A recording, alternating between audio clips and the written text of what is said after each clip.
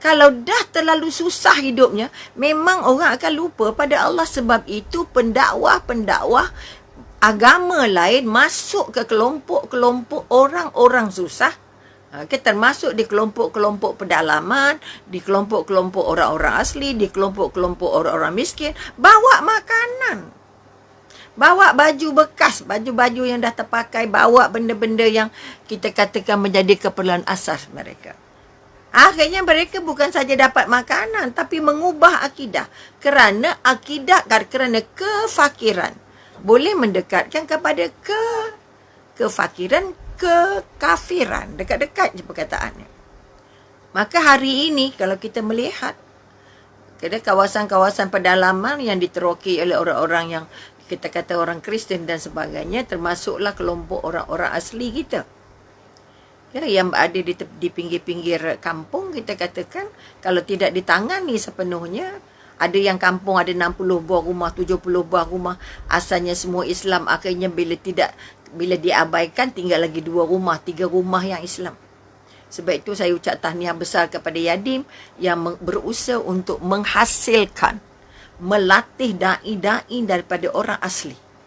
Okay, yang baru saja selesai di peringkat yang pusingan pertamanya di Ulu Langat, dan mereka 20 orang. Sekerana kita kata kalau kita hanya bagi dia bakat, bagi dia harta, tapi tak bagi dia ilmu yang benar, maka dia tidak akan lekat kepada agama. Akhirnya dia lupa pada Allah. Kerana dia merasa sebab miskin Allah lupa dia. Sebab mereka menunggu kekayaan. Tak boleh tunggu kekayaan. Kerana itu kita katakan, orang yang tidak bekerja tidak layak hidup. Orang yang tidak bekerja ialah orang yang sedang menghina dirinya, menghina keluarganya dan menghina agamanya. Okey, mari kita tengok sekali lagi. Okey, sebab itu Nabi sentiasa berdoa, ya Allah, ya Tuhanku, sesungguhnya aku berlindung kepadamu dari kekufuran dan kefakiran. Okey, kita Nabi saja doa. Maka tolong kita pakai doa ini supaya kita terlindung daripada kefakiran dan kekufuran. Kadang-kadang kaya pun boleh jadi hilang ingatan juga. Bila terlampau kaya, Tuhannya jadi kecil, dia jadi besar pun masalah juga. Sebab itu Nabi minta 2. Pertama, lindung aku dari kekufuran. Jangan kufur dengan harta. Kita ni kufur nikmat, kufur rezeki, kufur banyaknya, kufur iman pada. Tak kisah dengan iman, kerana saya dah ada harta berlambat-lambat. Pengalaman Umi diberi kesempatan pergi membuat program di Janda Baik. Okay, izin Allah. Okay. Melihat villa-villa yang dibina. Melihat resort-resort yang dibina oleh orang-orang kaya kita. Okay. Sangat-sangat banyak dan harganya sangat-sangatlah mahal. Okay, sehingga kita kata mereka ni buat ni bukan untuk orang miskin, buat untuk orang kaya. Kerana orang kaya nak jadi lagi kaya. Okay, jadi buatlah majlisnya karaoke lah, itulah inilah. Kerana bila terlalu banyak duitnya, dia juga boleh putus hubungan dengan Allah. Kerana dia merasa dia boleh mencari dan boleh menggandakan duitnya dengan berbagai cara. Maka Nabi pesan kata, doanya pertama kekufuran. Okay, jangan sampai kufur nikmat, jangan sampai kufur rezeki, jangan sampai kufur iman, jangan sampai kufur umur. Jangan sampai kufur syukurnya. Tak ada syukurnya lagi dah. Okay? Dan kefakiran. Kefakiran maknanya apa? Jangan sampai tak ada keperluan harian. Okay? Sebab itu kekuatan yang nak dibangun, kita kata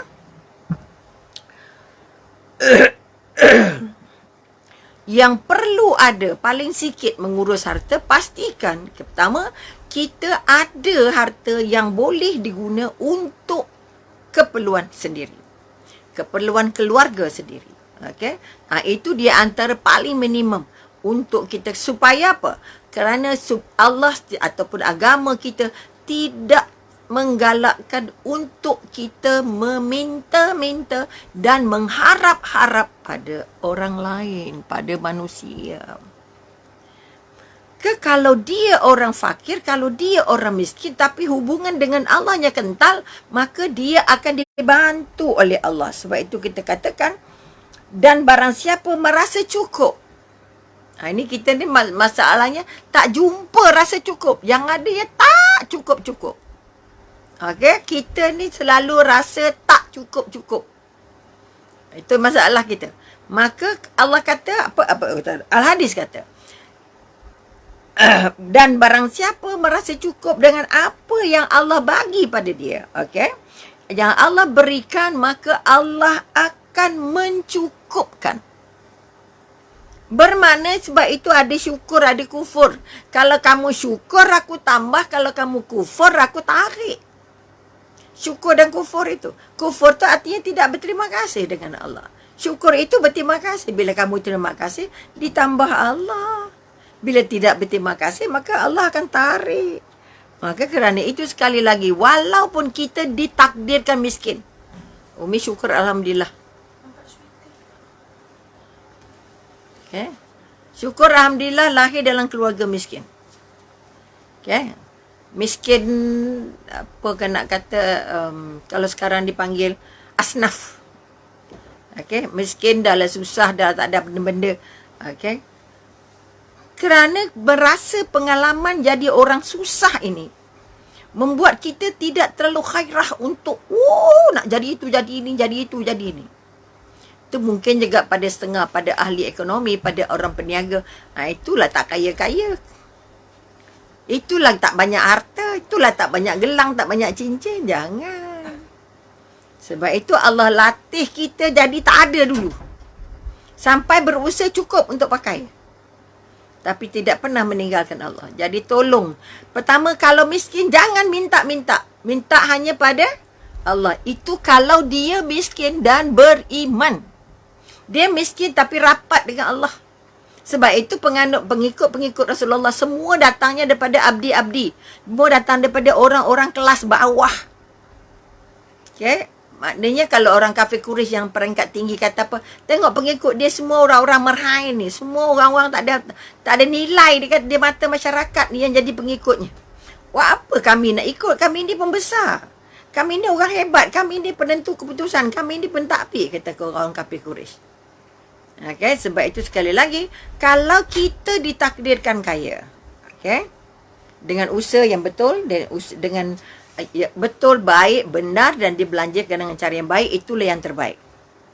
Okay, maka kalau sebab itu kata lagi, harta terbaik adalah harta yang dimiliki oleh orang-orang yang beriman. Okay, orang-orang yang soleh.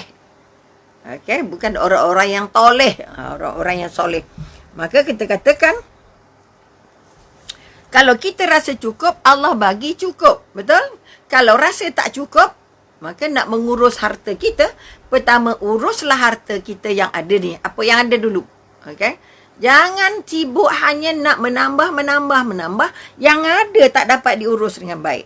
Okay? Ini pun masalah juga. Ini pun masalah. Sebab itu kita kata Islam menyeru supaya apa? Carilah harta. Carilah harta kerana dengan cara yang baik, dengan cara yang wajar, dia belanja dengan cara yang wajar.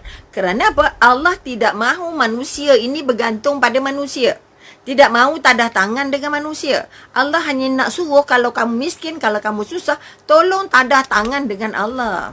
Ada orang susah harta, ada orang susah hati, ada orang susah anak, ada orang susah suami, ada orang susah hidup, ada orang susah perkahwinan, ada orang susah orang tua, ada orang susah, macam-macam susah ada. Berbagai jenis susah. Maka sekali lagi harta pertama tadi apa? Jasad dan roh.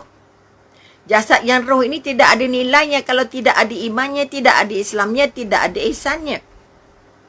Sebab itu kita katakan jasad ini jadi baik, roh ini jadi hebat kalau ilmunya bagus, akhlaknya bagus, adabnya bagus. Jadi adab sebagai orang miskin dilarang minta tanda tangan ke orang.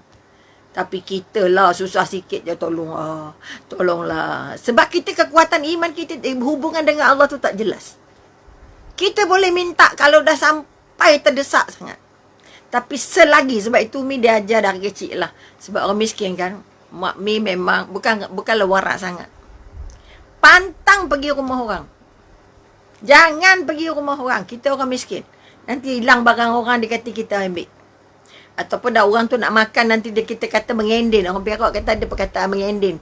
Kau macam jangan ngendin. Ngendin tu maknanya kita macam pergi dekat-dekat kat dia, nak macam nak lah kononnya. Sampai bila main di bawah rumah orang atau di laman rumah orang, dengar orang tu nak bunyi pinggan-pinggan sudu, balik terus. Jangan tunggu lagi. Walaupun orang tu mainlah makan sekali, tak. Contoh. Kedua, dilarang minta. Orang bagi terima. Minta jangan. Walaupun kita nak sangat benda tu. Okay. Walaupun nak sangat, tak boleh minta. Okay. Tak boleh minta. Ini sebab itu sampai tua ni, tak reti minta. Tak reti. Ya Allah, ya Tuhan. Sama latihannya ialah, kamu hanya minta dengan Allah. Banyak ke, sikit ke, syukur.